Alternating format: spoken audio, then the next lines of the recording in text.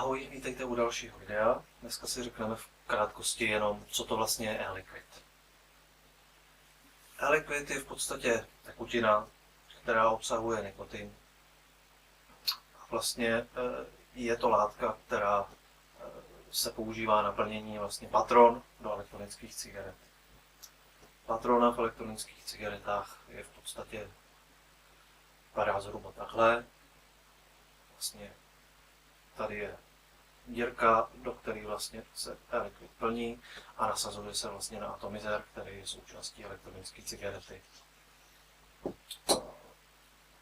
Atomizer je vlastně jenom takový vlastně elektronický obvod, který když se sepne baterie, tak se rozhaví tělísko uvnitř a když to je v kontaktu vlastně s e-liquidem, tak ta se začne odpařovat a díky tomu vlastně e-kuřákovi nebo jakýmukoliv kuřákovi, který inhaluje elektronickou cigaretu, se dostane do plic a do těla vlastně ta látka, na kterou je navázaný nikotin, plus nějaká příchuť samotná.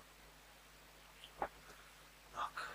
E-liquid je dodávaný v různých lahvičkách, když si ho kupujete. V podstatě vám tak ukážu nakonec nějaký vzorečky. Na našem trhu je už poměrně dost prodejců, kteří nabízejí různý druhy, různé příchutě likvidů.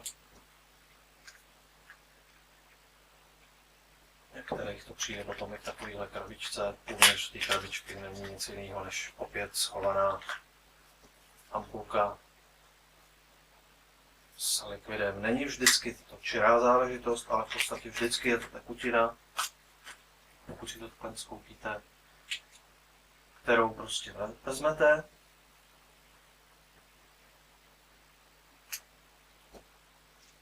Takhle máte vlastně na baterii našroubovaný atomizer, vyndáte si patronu, vezmete tu ampulku a jednoduše do ní takhle nakapete několik kapek, dokud nebude patrona plná.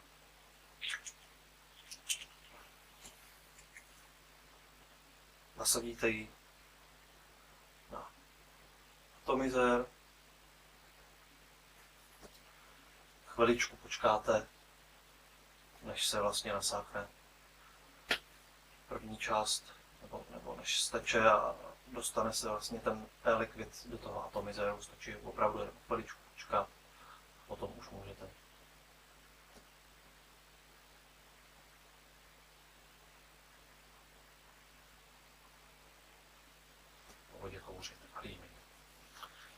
E-liquid je jednoduchá, obyčejná kapalina, která obsahuje několik složek. Nejčastěji a nejpoužívanější je propylenglykol, potom je kyselina mléčná, alkohol, voda a nějaká potravinářská příchuť, nebo většinou je to potravinářská příchuť, podle toho samozřejmě, jakou chuť preferujete, tak si pořizujete e-liquid.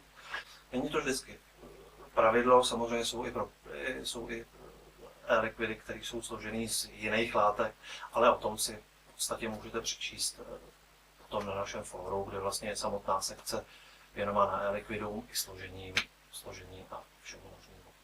Takže tohle je v podstatě jenom takový základ tomu, co to vlastně e-liquid je, jak se prodává, jak si ho koupit a jednoduše ukázáno, jak si ho plnit.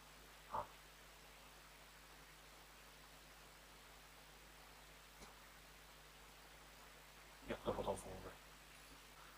Likvidy jsou ještě dělený samozřejmě podle úrovní, takže některé obsahují vysoký obsah nikotinu, některý nízký, takže vám zrovna tady ukážu.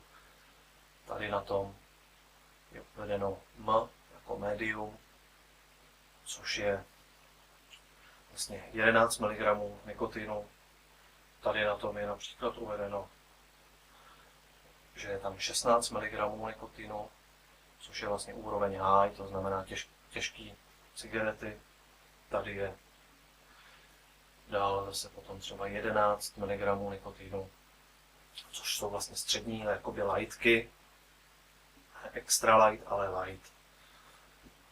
Potom jsou samozřejmě i děla, jako je například tady, ten je vlastně extra high, nevím, jak to na tom bude dobře vidět, což je vlastně tuplovaná dávka nikotinu pro člověka, který prostě potřebuje trošičku víc toho dostat do těla. Tak, o likvidu v podstatě v základu všechno a u dalšího videa ahoj.